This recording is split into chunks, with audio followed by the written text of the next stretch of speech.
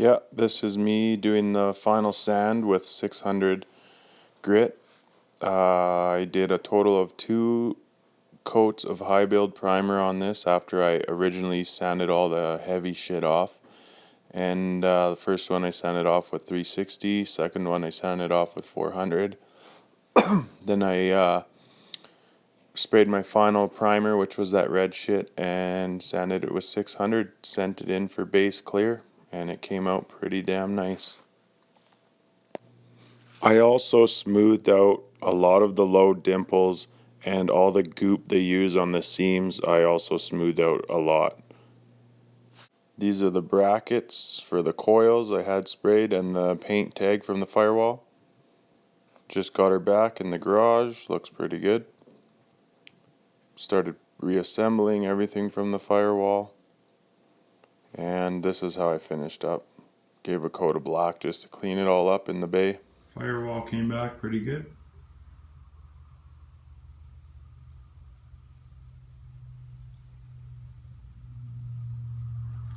Not part of the LS swap, but very important. New built Ford 9-inch by Moser. QA1 coilovers and adjustable upper control arms and whatnot. It's all QA1 suspension, but a nice Moser drum to drum, actually disc to disc now. Well, I got the LS3 into my Regal. It's mated up with a TH350 transmission, which I just found out does not work with the Holley transmission cross member bracket, but I've been told that you just oval out your stock cross member, oval out the hole, and it should mate up. And if that's the case, then I imagine the stock drive shaft should work. One thing I'll warn you guys of is these bolts here. I got them in the top corner of the head. They're the stock LS bell housing bolts. I can't get them out now once the motor's in with the Holley motor mounts, hooker motor mounts, whatever you want to call them. Yeah, I'm not going to cut them out yet in case I have to lift the engine out or whatever yet. The other side's real close to the firewall too, so I've tried already and I've jacked up the tranny right till it's squished against the body. There still isn't enough room, so use short bolts when you're doing that or something different. I don't know. Also, another thing is it really isn't that much room behind here. The tranny isn't at its exact angle yet.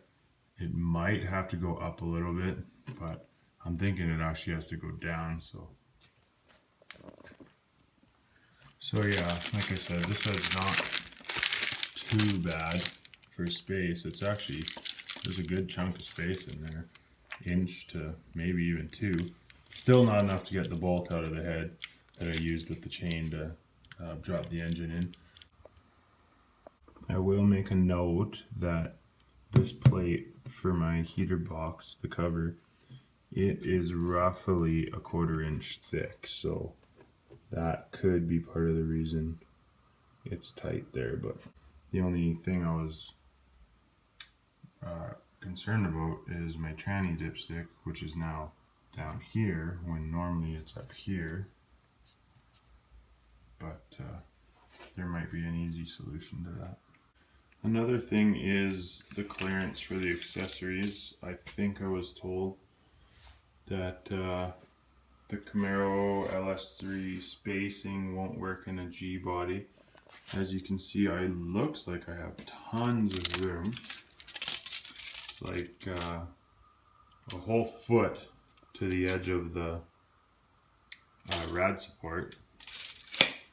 And that's with the long belt alignment or long belt spacing. And it's about 8.5 inches, a little more, from the crank pulley to the bottom of the rad support. I think that's going to be plenty of room for a rad and a couple electric fans. Just another note is I mated the LS engine with a 6-liter flywheel. So it's an LS3 with a 6-liter flywheel. All I did was oval out the holes and make that made up to an old school GM torque converter. Just want to show you the GM muscle car pan, how much room you have with it underneath. It does hang a little bit lower, but look how much space from the frame cross member to the pan. I'm actually thinking of welding in more material, opening that up and just customizing it, because that's at least a liter of oil I could gain. And going from the stock LS3 oil pan to the GM muscle pan or muscle car pan, I lose about 3 liters or 3 quarts of oil capacity, which I don't like. The Hooker Holley G-Bodies LS swap cross member for the transmission. Installation kit required for your specific transmission. Looking in from the front of the car, the Hooker motor mounts